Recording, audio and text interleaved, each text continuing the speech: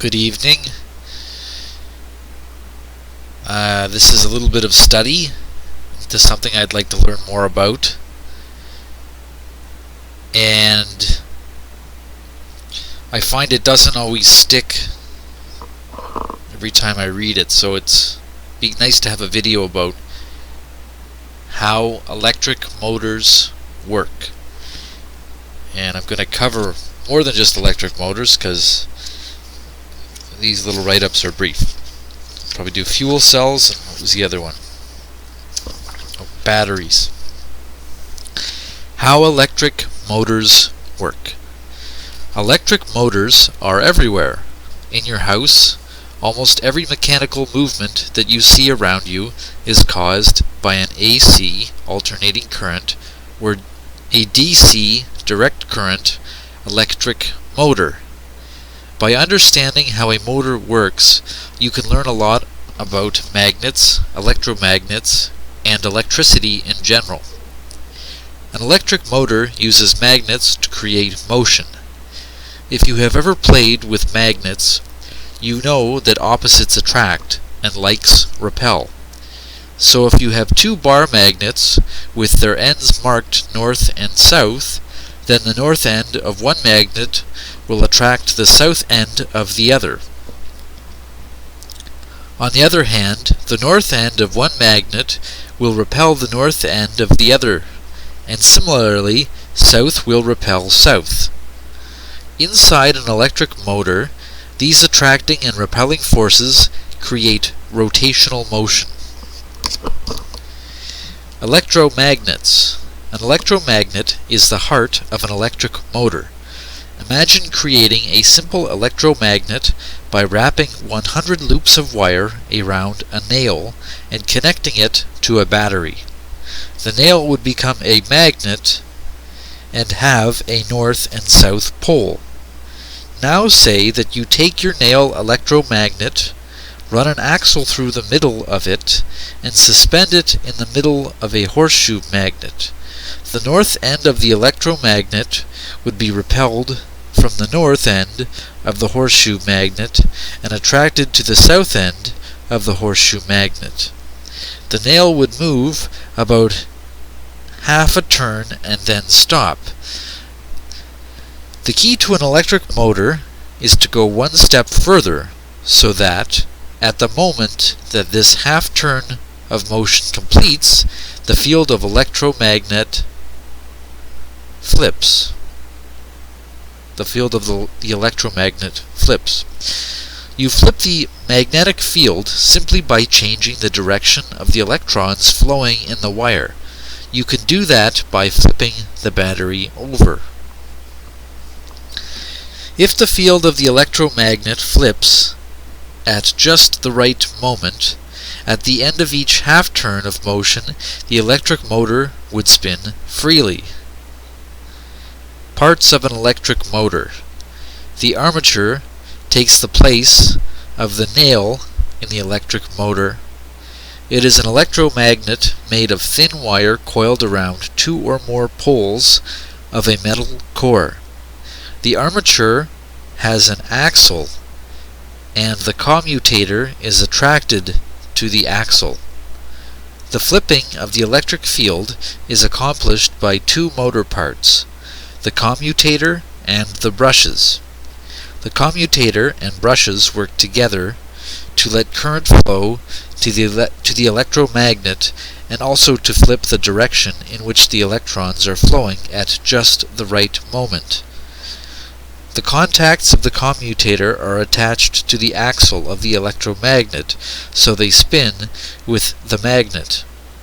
The brushes are just two pieces of springy metal, or carbon, that make contact with the contacts of the commutator. And I'll read the little section here, 2-pole versus 3-pole motors. If you ever have the chance to take apart a small electric motor, you will find that it contains the same pieces described in this article. 2 permanent magnets, a commutator, 2 brushes, and an electromagnet by winding wire around a piece of metal. Almost always, however, the motor will have 3 poles rather than 2. In 2-pole motors, you can imagine the armature getting stuck or having trouble deciding which way to spin. That never happens in a 3-pole motor. Okay.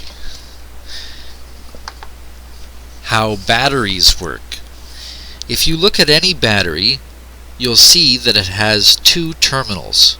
One terminal is marked positive, and the other is marked negative. In a AA, or C, or D cell battery, the ends of the battery are the terminals. In a large car battery, 2 heavy lead posts act as the terminals.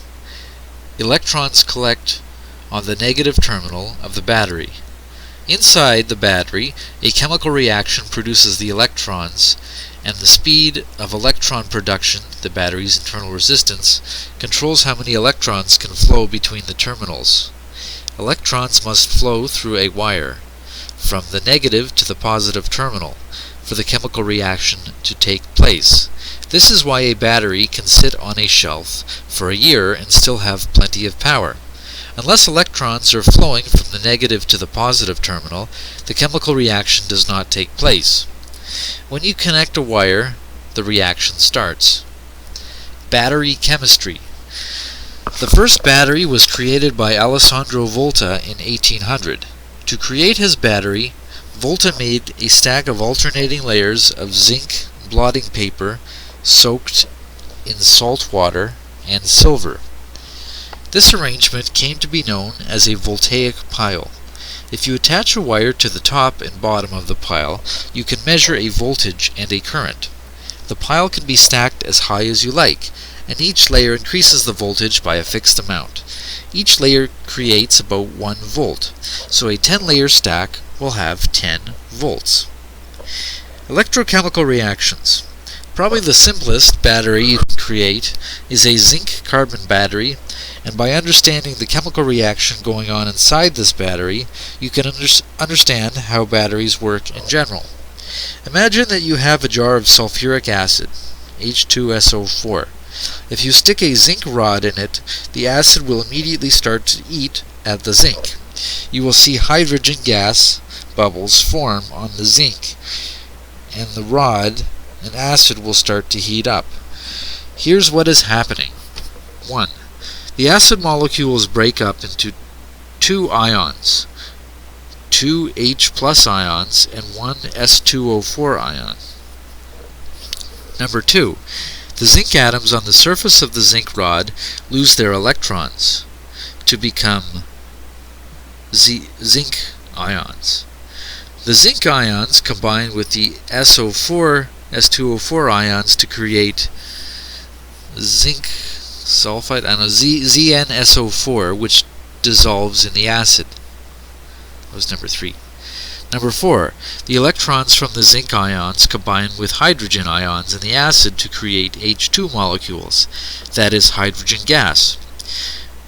You see the hydrogen gas as bubbles forming on the zinc rod. If you now stick a carbon rod in the acid does nothing to it. But if you connect a wire between the zinc rod and the carbon rod, 2 things change. The electrons flow through the wire and combine with hydrogen on the carbon rod, so hydrogen gas begins bubbling off the carbon rod. There is less heat. You can power a light bulb or similar load by using the electrons flowing through the wire, and you can measure the voltage and current in the wire. Some of the heat energy is turned into electron motion. The electrons go to the trouble to move to the carbon rod because they find it easier to combine with hydrogen there. There is a characteristic voltage in the cell of 0.76 volts. Eventually the zinc rod dissolves completely, or the hydrogen ions in the acid are used up and the battery dies. In any battery, from car batteries to D-cell flashlight batteries, the same sort of electrochemical reaction occurs. Electrons move from one pole to another to create energy. The metals and electrolytes in the battery control the voltage, and each combination creates a characteristic voltage. Battery arrangements. In almost any device that uses batteries, you do not use just one battery or cell at a time. You normally group them together serially to form higher voltages or in parallel to form higher currents. In a serial arrangement, the voltages add. In a parallel arrangement, the currents add. Normally, when you buy batteries, the package tells the battery's ratings for voltage and current. For example, a digital camera might use 4 nickel-cadmium batteries that are rated at 1.25 volts and 650 milliamps hours per cell.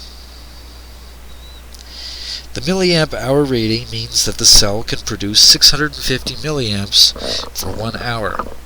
To a certain extent, you can scale milliamp hours linearly, so this battery could produce 325 milliamps for 2 hours, or 1300 milliamps for a half hour. However, this scaling is not completely linear. For example, all batteries have a maximum current they can produce. Using the amp-hour rating, you can estimate how long the batteries will last under a given load.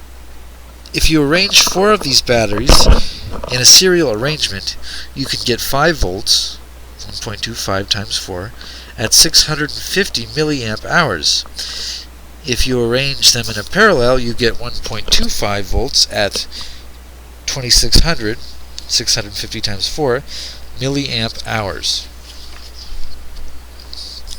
Okay, the last section I read is on fuel cells. Nope, I'm going to leave that to another recording.